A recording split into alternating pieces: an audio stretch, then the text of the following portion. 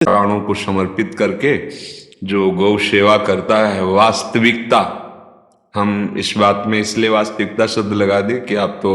महत जन भगवत भाव वाले हैं, पर जो गौ सेवा के नाम पर आए हुए अर्थ को अपनी शरीर वासनाओं की पूर्ति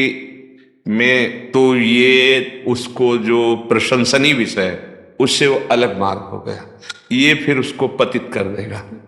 जो गौ के निमित्त आए हुए धन का अपने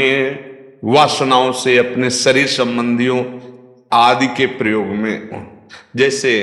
हम अपने ठाकुर को भोग लगाते तो भोजन परदेश में पाने थोड़ी जाएंगे, अपने ठाकुर का ही पाएंगे। वैसी बात तो ठीक है कि गौ सेवा हो रही और हमारा शरीर जो सेवा में लगा है तो उन्हीं की जूठन पाकर उनकी सेवा में, लेकिन उनके निमित्त से आए हुए अर्थ से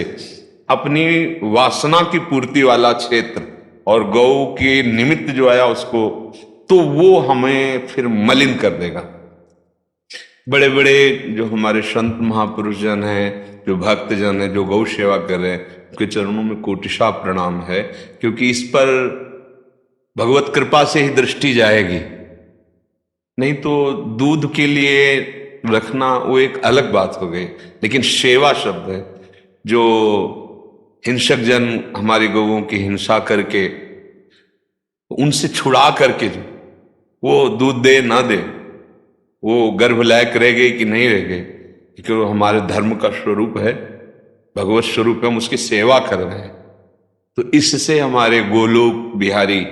गोविंद गोपाल प्रसन्न हो जाते हैं, और भगवान का प्रसन्न हो जाना ही हमारे समस्त साधनाओं का फल है। जेहि विधि प्रभु प्रसन्न मन होई, वही साधना है, वही उपासना है, वही भाव है, मेरे गोविंद मेरे ऊपर प्रसन्न हो जाए। तो ये गौ सेवा अब बाहरी लोग तो नहीं समझेंगे, जो शास्त्र का ज्ञान, जहां गाय खड़ी होती है, जहां गाय जो गोबर और मूत्र, वो किसी तीर्थ से कम स्थान पवित्र नहीं होता। गौशाला साक्षात तीर्थ स्वरूप है, हर देवता गाय में वास करते हैं। और तो ये भाव बढ़ाना भी चाहिए कि अब दूध सबको चाहिए और गाय कोई नहीं पालन करना चाहता। ये तो भगवत कृपा है, जो भगवान ने साहब जनों को प्रेरित करके लाखों गौओं की सेवा हो रही, ये बहुत प्रशंसनीय और वंदनीय है और अनुकरणीय भी है। सबको चाहे, अगर गाय नहीं पालन कर सकते तो एक महीने में एक गाय का एक दिन पेट भरने का तो गौशाला में दे आवे। हम भारतवासी हैं तो हमारा एक कर्तव्य है कि हम गाय नहीं पाल पाते, हमारे पास जगह नहीं, व्यवस्था नहीं, माना, तो एक महीने में अगर एक दिन का एक गाय को भोजन दे दे, तो हमारे भारत में बहुत से गौशालाएं हैं और सम्यक रूप से गौओं की सेवा हो तो हमारे धर्म की रक्षा भी होगी। और जो गाय के दूध से, गाय के घी से जो पुष्टता होती है, ये एक सोचते हैं हम मांस खा के पुष्ट हो जाएंगे। आप भले मांस बढ़ा सकते हो शरीर का, लेकिन शक्ति नहीं बढ़ सकती। शक्ति तो धर्म और नियम से बढ़ने पर, आध्यात्मिक ऊर्जा शक्ति जो है ना, तो बहुत प्रशंसनीय कार्य है। और जा जा करके ग्राम में, नगरों में जा जा करके ये ऐसा भी करना चाहिए कि समाज को बैठाल करके जागृत करना चाहिए कि गाय केवल दूध देने वाला पशु ही नहीं है, वो हमारा धर्म भी है, उसका आशीष भी लगता है, उसके आशीर्वाद से आपका कुल,